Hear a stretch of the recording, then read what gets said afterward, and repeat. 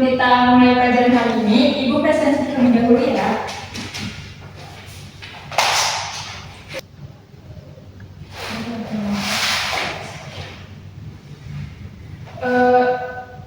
Adila Dirmayanti, Hadir Bu. Adila Hermawan, Najma Sukmaningsu ya. Hadir Bu. Oke, berarti yang nggak hadir satu orang ya. Ya Bu. Sebelum kita mulai pembelajaran hari ini nih, kita baca Bismillah terlebih dahulu bersama-sama ya. Bismillahirrahmanirrahim. Oke, sebelum kita mulai ke materi, Ibu bakal bagiin kalian asesmen. Gunanya untuk apa sih? Gunanya untuk mengukur sejauh mana sih kalian ngerti tentang motivasi pendidikan ya. Ibu kasih asesmennya dulu, nanti Ibu beri waktu 5 menit baru ngerjain.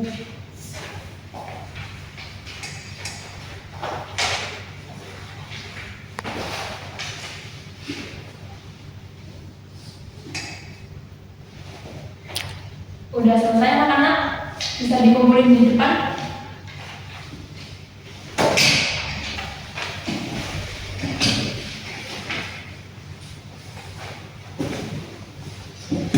Oke, sebelumnya kalian udah pada belajar belum sih motivasi belajar di rumah atau baru hari ini di sekolah? Belum Bu. Belum. Nah, buat motivasi belajar itu apa sih? Motivasi belajar itu adalah dorongan dari dalam maupun luar diri siswa yang menimbulkan kegiatan belajar itu mengarah proses belajar serta mendorong siswa untuk mencapai tujuan pembelajaran. Nah, kalau kata Abraham Maslow, manusia itu punya kebutuhan gitu. Ada tingkat kebutuhan manusia dari yang paling bawah itu kebutuhan dasar sampai paling atas itu aktualisasi diri. Untuk kita bisa punya motivasi itu, kita harus terpenuhi dulu nih kebutuhan dasarnya gitu. Apa aja sih kebutuhan dasar itu kayak makan, hal sesimpel kayak gitu. Gimana kita bisa punya motivasi belajar, bisa fokus belajar, kalau misalnya kebutuhan dasar kita aja nggak terpenuhi. Nah, jadi kalau menurut Abraham Maslow, supaya kita bisa punya motivasi belajar, kita itu harus terpenuhi dulu kebutuhan dasarnya. Sedangkan kalau menurut skill ini, ada yang namanya reinforcement atau penguatan, di mana seseorang itu bisa termotivasi ketika ada rewardnya, gitu, ada hadiahnya di situ. Nah, faktor-faktor yang mempengaruhi motivasi belajar itu ada faktor internal, yaitu dari dalam diri teman-teman semua, dan dalam diri anak-anak. Apa tuh contohnya? Kayak minat dan bakat, tujuan dan cita-cita, percaya diri, dan kondisi mental dan fisik. Sedangkan kalau faktor eksternal atau faktor dari luar itu bisa karena guru dan metode pembelajarannya itu cocok dan asik buat teman-teman, atau dukungan keluarga, pengaruh teman, bisa juga dari lingkungan belajar dan fasilitas sekolahnya yang memadai. Nah, anak-anak kita mulai ke jenis-jenis motivasi belajar, yaitu motivasi belajar juga ada dua, yaitu yang pertama motivasi intrinsik dan kedua itu motivasi ekstrinsik. Ada yang tahu motivasi intrinsik itu apa? Tidak tahu Pak. Nah, motivasi intrinsik itu motivasi jangka panjang. Nah, biasanya itu gampang kita ingat. Contohnya kalau anak-anak ingin memulai sesuatu belajar yang lebih dalam atau ingin tahu gitu, itu kan biasanya tuh anak-anak tuh kayak melihat research dulu apa, jadi kita gampang diingat. Nah, kalau yang satunya itu motivasi ekstrinsik itu yang jangka pendek. Biasanya teman-teman kalau mau dapatin hadiah atau barang-barang istimewa dari orang tua itu kan kayak harus ada dorongan dulu dari orang tua aja, bukan dari diri kita sendiri.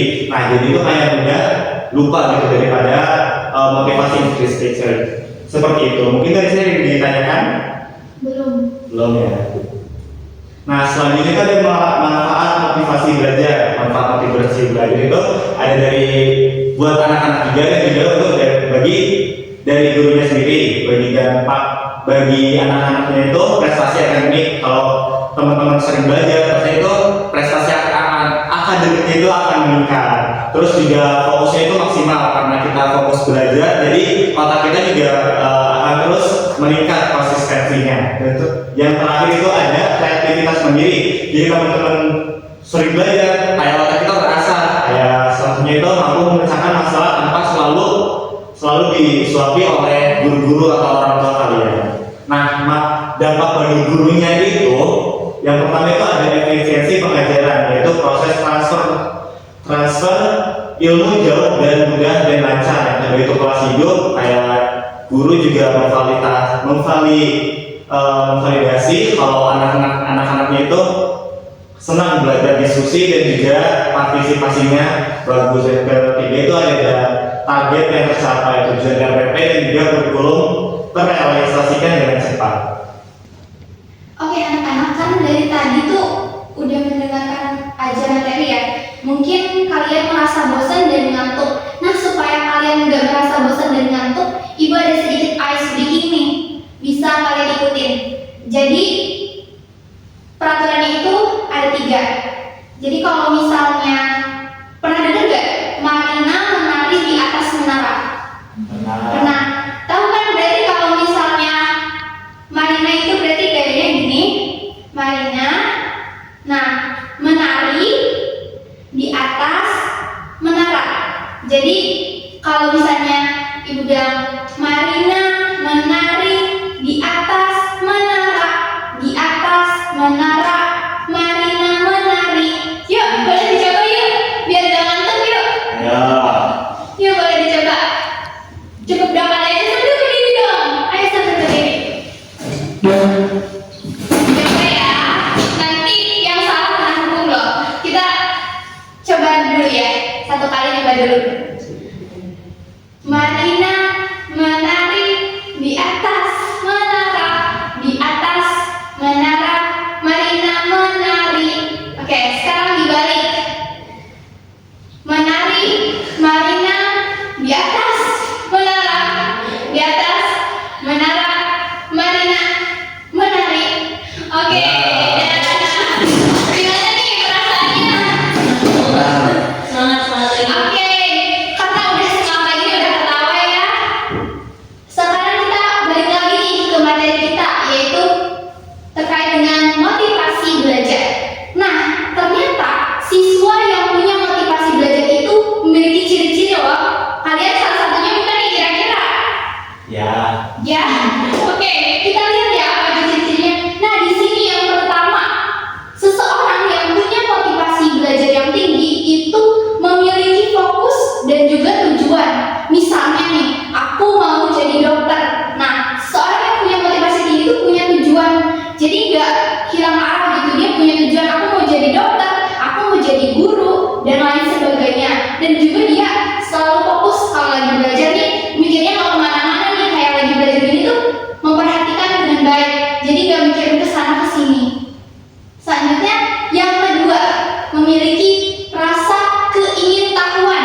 Nah, jadi seorang siswa yang punya motivasi tinggi itu dia selalu penasaran. Dia tuh akan nanya, ini kenapa? Ini bisa jadi apa?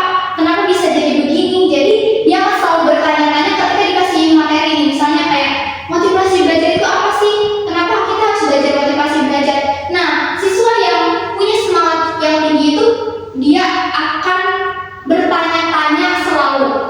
Nah, berikutnya ciri yang ketiga di sini yaitu adalah kemandirian dan aksi.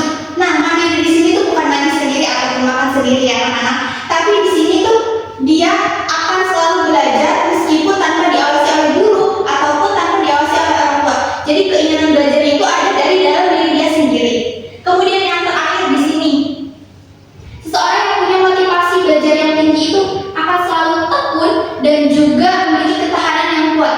Misalnya nih, ketika seseorang yang memiliki motivasi belajar itu setelah ujian dia dapat nilai E. Nah, kalau anak yang punya motivasi tinggi ketika dapat ujiannya itu dia bukannya malah makin malas belajar, tapi justru dia malah ingin memperbaikinya supaya lebih baik lagi nilainya. Nah, itulah ciri-ciri siswa yang memiliki motivasi yang tinggi. Nah, di sini kalian termasuk gak nih? Kira-kira? Masuk. Termasuk. Apa tuh tujuannya? Jadi mau jadi apa nih? Presiden. Mau jadi presiden. Amin ya, semoga tercapai ya. Oke, selanjutnya di sini ada strategi meningkatkan motivasi belajar. Nah, gimana sih caranya supaya bisa memunculkan motivasi belajar? Nah, yang pertama itu di sini ada menggunakan metode pembelajaran yang efektif. Jadi setiap orang itu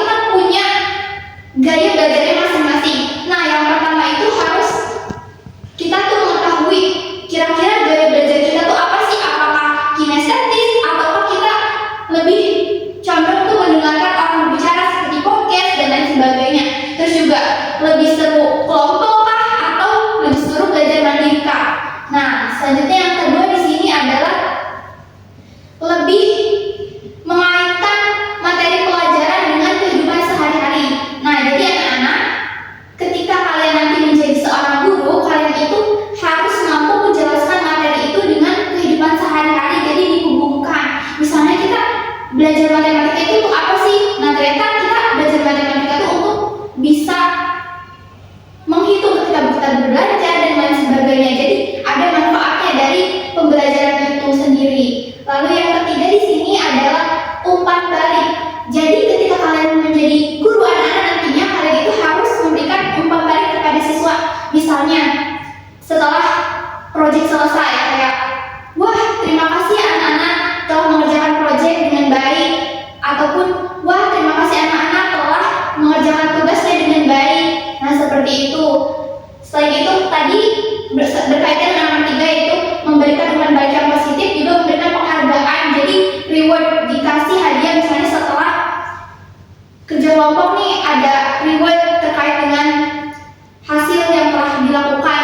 Selanjutnya di sini ada menetapkan tujuan belajar yang jelas. Nah, jadi ketika kalian menjadi guru anak-anak kalian harus menetapkan tujuan yang jelas. Misalnya kalian setelah belajar motivasi belajar ini manfaatnya apa sih? Nah, kalian bisa memunculkan motivasi dan dalam diri kalian sendiri. Jadi manfaatnya itu secara nyata ya anak-anak.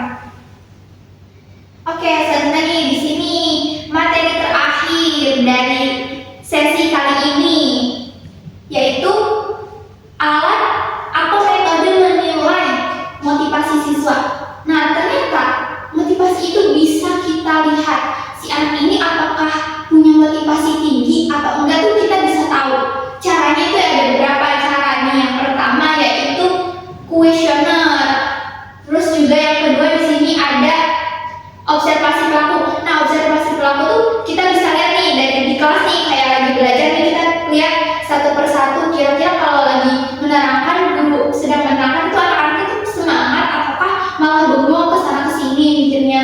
Nah, selanjutnya di sini yang ketiga bisa setelah pertemuan di kelas ini bisa wawancara di luar kelas. Jadi berbincang-bincang di luar kelas itu bisa kelihatan si anak ini punya motivasi yang tinggi atau enggak. Selanjutnya di sini yang terakhir yaitu jejak partisipasi. Nah, bisa dilihat dari ketika sedang berkelompok ataupun sedang di kelas nih, ketika misalnya ibu menanyakan, kira-kira kalian ini sudah paham belum terkait dengan motivasi belajar? Nah, ketika dia itu punya motivasi yang tinggi, dia pasti akan langsung menjawab, langsung akan bertanya jika dia ingin mengetahui. Nah, itulah cara-cara metode untuk menilai motivasi belajar siswa anak-anak. Oke, akhirnya kita sampai di penghujung materi. Alhamdulillah selesai anak-anak. Baik anak-anak, itulah tadi terkait dengan motivasi belajar. Apakah ada yang ingin ditanyakan?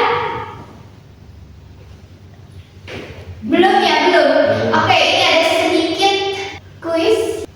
Oke, ibu buka di sini ya di HP ibu.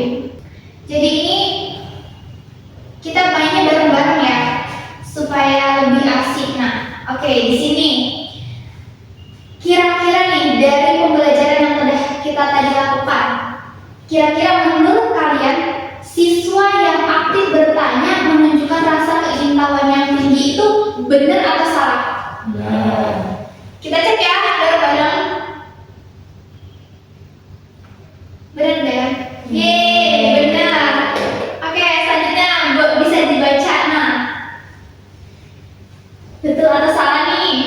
Betul. betul. Betul, yakin? Yakin. Oke, kita klik ya. Yeay. Yeay, betul lagi. Oke, semangat 3 lagi nih. Nah, siswa dengan motivasi tinggi akan mudah menyerah. Betul atau salah nih? Kalau dapat nilai jelek, Salah. yakin? Oke. Yeay. Oke, kita udah menuju final, guys. Oke, sekarang siswa yang punya motivasi tinggi selalu fokus belajar. Betul atau salah? Betul. Yakin?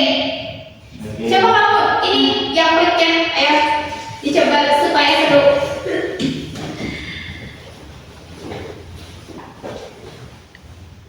Ayo. Betul. Yeay. Oke, selamat lagi kakaknya. Yuk.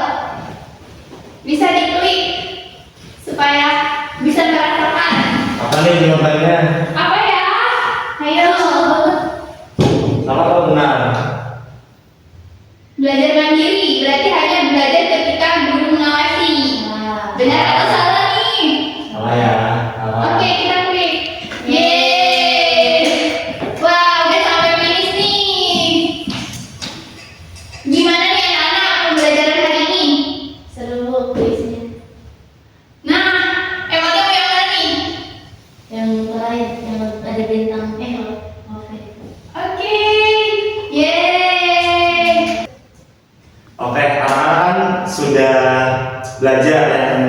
tadi ya, saya sebelumnya kan udah belajar motivasi belajar itu apa, jenis-jenisnya apa, dan lain-lain. Jadi dari anak-anak ada yang ingin ditanyakan dulu? Tidak ada. Yaudah, yang mau ingin kesimpulan dari materi sebelumnya apa? Ada yang mau? Ya, Pak. Boleh.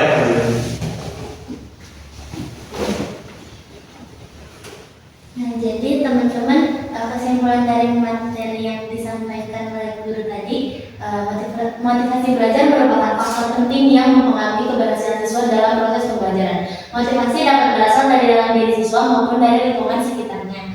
Siswa yang memiliki motivasi belajar tinggi cenderung lebih aktif, bersemangat, dan berusaha mencapai prestasi yang lebih baik. Oleh karena itu, peran guru sangat penting dalam menciptakan suasana pembelajaran yang menarik dan memberikan dorongan agar motivasi belajar siswa dapat meningkat sehingga tujuan pembelajaran dapat tercapai secara optimal. Baik, terima kasih. Boleh dong pertanyaan?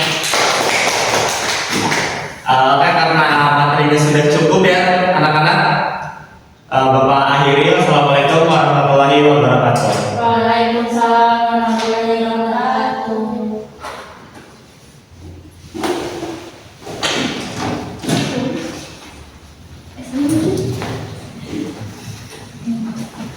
Hati-hati ya.